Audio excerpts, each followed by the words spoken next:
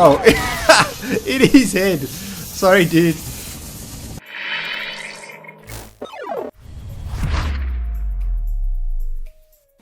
How's it, internet? Ozarc here, and today we're going to be checking out some ray tracing shadows from Call of Duty Modern Warfare. Now, even without the ray tracing shadows, this game is absolutely amazing when it comes to graphical quality. I mean, the visuals you're seeing on screen now are all 3D models. There is nothing pre-rendered, nothing cinematic. It is all in-game footage. This game is so good. Anyway, let's take a look at the options, and I'm going to show you what I used in order to do these benchmarks. Alright guys, so here we are in the graphics settings of Call of Duty Modern Warfare, and as you can see, I'm playing at full screen and I'm using my Samsung 49-inch TV as my gaming monitor. This screen is absolutely amazing. It's actually the perfect size, sitting about 2 feet away from it, and the quality and the details that I see in games is worlds apart from what I used to see even on my about 24-inch monitor before this. So I highly recommend this monitor for anyone who's looking for visual quality over frames per second in their games. Now, powering my Samsung monitor is obviously my NVIDIA GeForce RTX 2070 Super. This graphics card is absolutely amazing. For the price versus performance, it is optimal in my opinion. So anyone looking for a new graphics card to power your ray tracing games, look no further than this. Together with this, I also have the Ryzen 3700X, and this 8-core 16-thread CPU is everything that I need for any game, including my editing that I do for the channel. Now, the Samsung monitor is obviously a 4K screen, and it has a cap of 60 Hz. Now, that isn't a problem because of the fact that we are playing ray tracing games and we generally only get about 45 frames per second out of them, so we aren't even reaching the hertz cap of the Samsung monitor. The benefit of this is that we're getting a massive monitor and a high resolution, so in my opinion it is perfect. For those of you obviously play online multiplayer games competitively, you're going to be wanting a smaller screen with a higher refresh rate, but I'm not an online player. I'm here for the quality, the beauty of the game, so for me this is the perfect solution.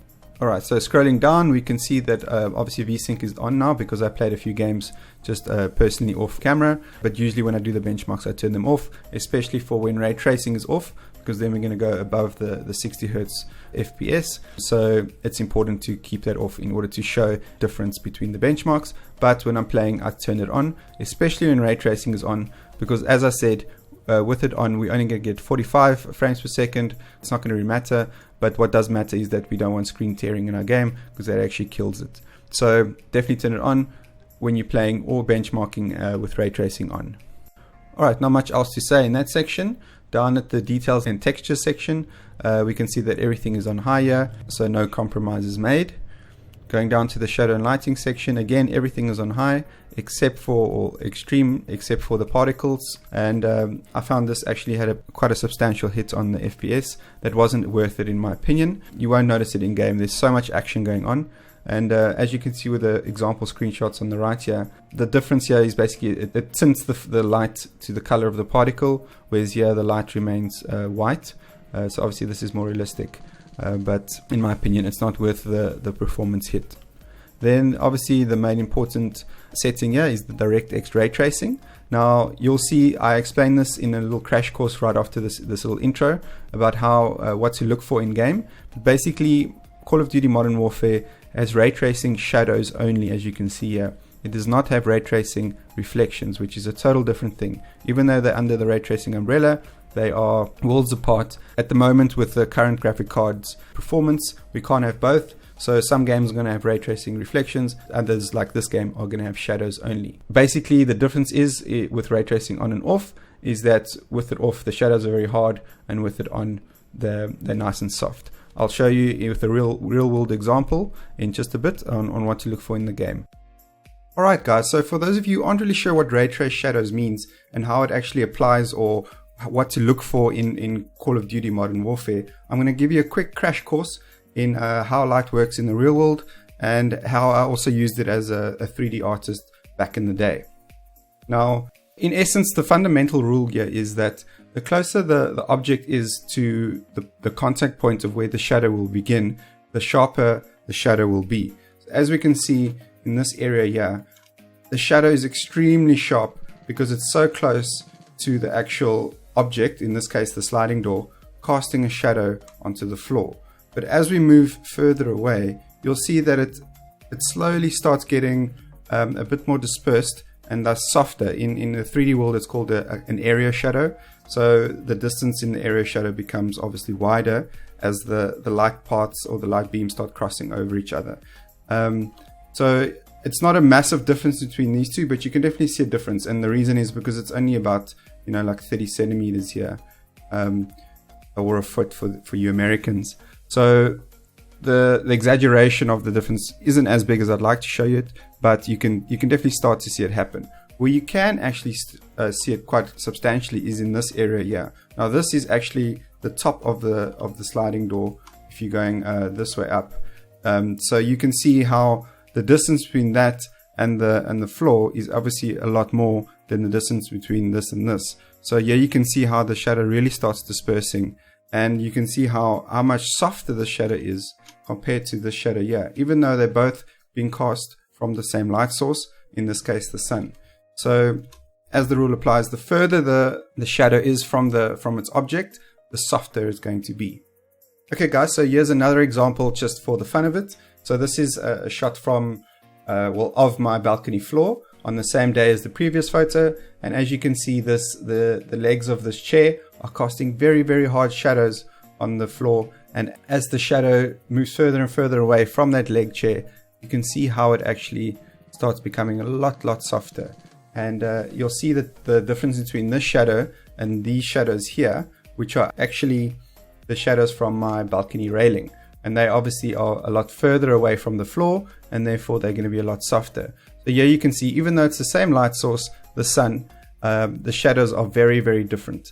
Now this is how ray trace shadows works in the real world, and this is how Modern Warfare Call of Duty actually replicates this real world phenomenon, and it does away with the kind of cheating of it in order to get your frames per second up, and that is called shadow mapping in the game world as well as the 3D rendering world, where basically there is none of this dithering of the shadow or dispersing, and basically what they do is they just make everything hard. So no matter what the distance from the light source, everything is going to have a hard shadow along the edges, and that's a lot less computational power for your CPU and your GPU, and obviously that speeds up your frames per second, but at the same time it's not realistic because that's not how light works in the real world.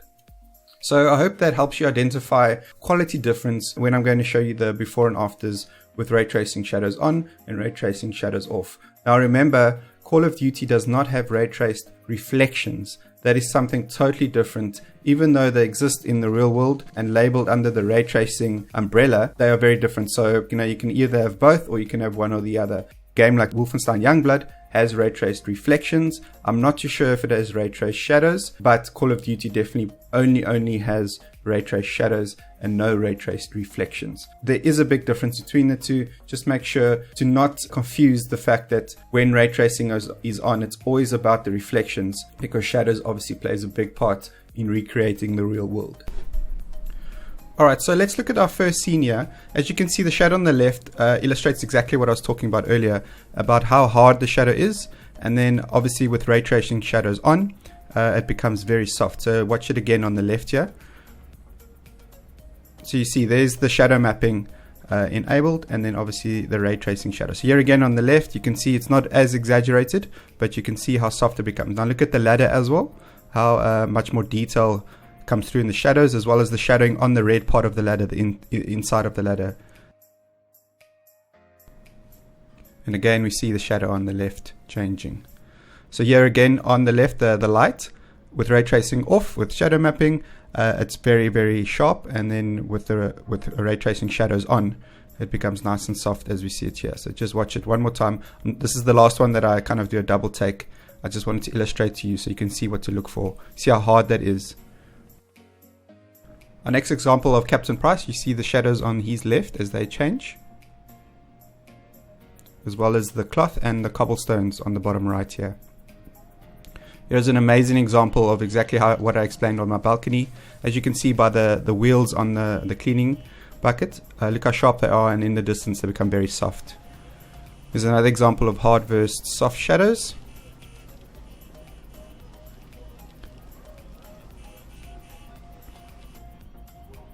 below the desk again, as well as the chair and the guy lying on the ground. So very sharp close to his feet, but further away. Here again, watch Captain Price as well as the door frame.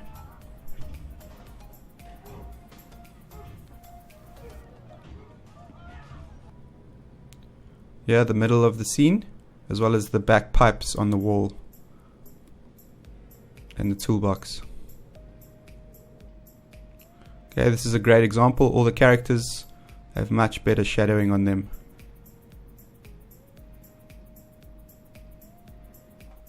I want to quickly pause the scene just to point out something that some of you might have noticed and some of you might have not.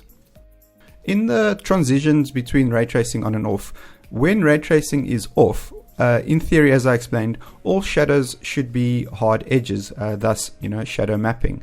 But some of them actually have soft shadows. So why is this?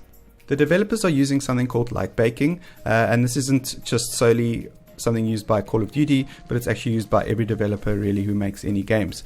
The reason for light baking is that if we had to take a scene like this and make every light in it a real-time light, our GPU would just get bogged down and we would get frames per second of about 1 to 4, and obviously that doesn't make for fun gameplay. So what light baking does is, while the developers are actually building the scene, they will put real-time lights in the scene, but then they'll use their game development software such as Unity or Unreal or whatever custom engine they're using, and they will tell it to actually bake certain lights that they want into the materials in the geometry itself.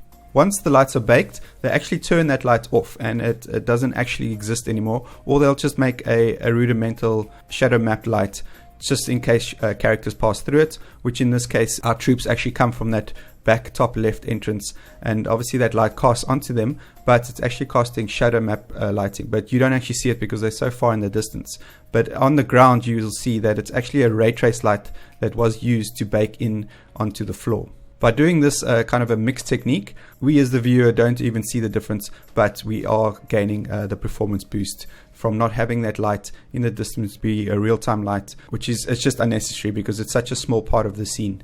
On the other hand, the light that's casting over the car is obviously a real-time ray trace light, and we can see that when we turn ray tracing on and off as the shadow becomes hard and soft. So this technique of mixing pre-baked real-time lights and current real-time lights is obviously the best performance balance versus quality, and a lot of developers use it. In fact, a lot of developers before ray tracing solely use this technique in order for us to get the frames per second and kind of recreate real-time ray tracing. But now with it in the pipeline, we'll see a nice blend of them until the new generation of graphics cards are able to output more frames per second, and the developers will then obviously tune and add more real-time lights as technology advances.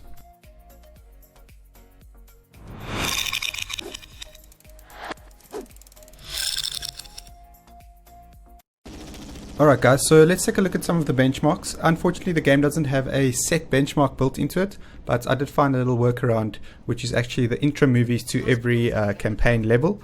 And this is obviously a pre-rendered scene, but it is the game itself, so you are able to actually benchmark it, which was quite nice. So I obviously did the ray tracing shadows on, and obviously one with off. So the above FPS is with ray tracing on, and the below set is obviously with it off.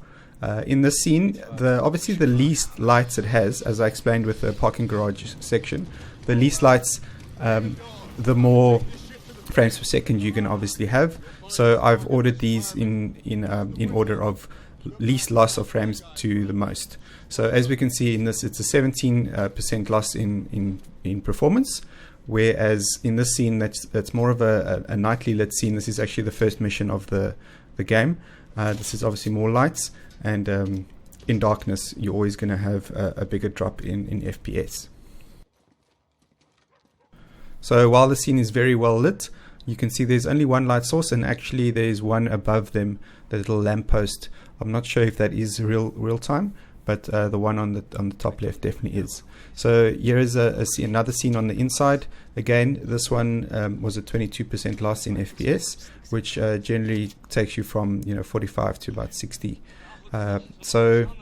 Which is quite general in most RTX games, quite honestly. Wolfenstein, it's also, you lose about a third of your FPS when you turn ray tracing on. And this scene again, there are numerous lights in the scene, so obviously it's going to battle a little bit. This is the Piccadilly London scene, and here again it's a night scene. There are plenty of lights. I don't think the car lights are casting real-time ray tracing, but definitely the overhead lights, the most important ones, definitely are. So here we start seeing a bigger loss, 30% frame per second gone, but the scene looks incredible with it on. So you can see the lights of actually his radio antenna casting onto his face as he turns to look at you. And the guy's cap in the left there. So there you can see the real-time light on his face, or the shadow at least. So as you can see, there are plenty of lights here. So this is another stage where they actually jump out of a helicopter. Pretty intense scene. Also, again, all lit at night, so it puts a lot of strain on your graphics card, because it has to actually do a lot of lighting without global illumination, which is kind of the environment lighting that you get in the daytime.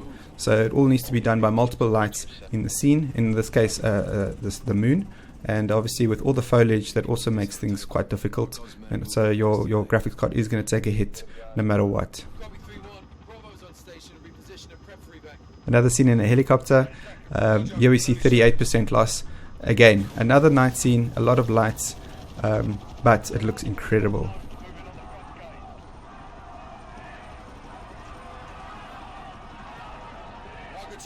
So you can see the shadows on his face coming from the helicopter, light coming from the helicopter as they cast, over his face from the clothing he's wearing. He's casting onto his face there.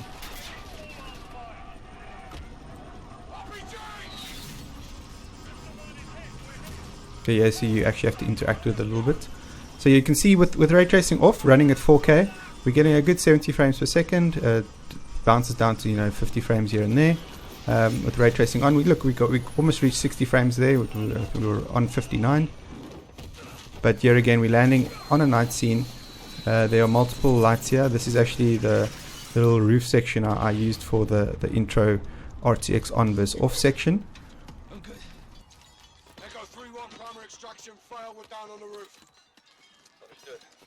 And finally, the scene that I found that takes the biggest hits out of the ones I tested. There are quite a few more, but this one, as you can see, it's only one light source, and it has to literally light this entire scene, which means that there's a lot of light bouncing around the scene in order for it to not be pitch black.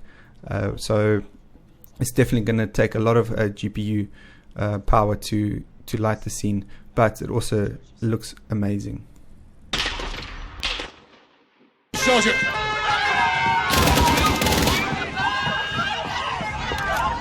Contact! Vehicle! Left side!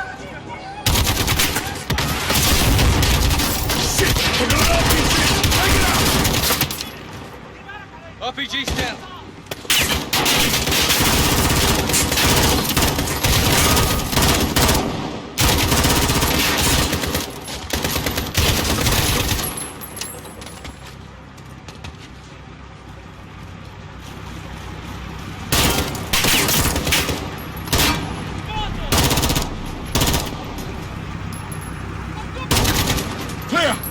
Butcher's running forward. Get him! And just like that, guys, we've come to the end of this video. Hope you enjoyed the content. If you did, hit that like button, and if you didn't, smash it twice to tell me how angry you are. Don't forget to pop the subscribe button as well as ring the bell icon to get notified of any future videos. Oh, and check this little video out. You can also subscribe over here. And this video is pretty cool too.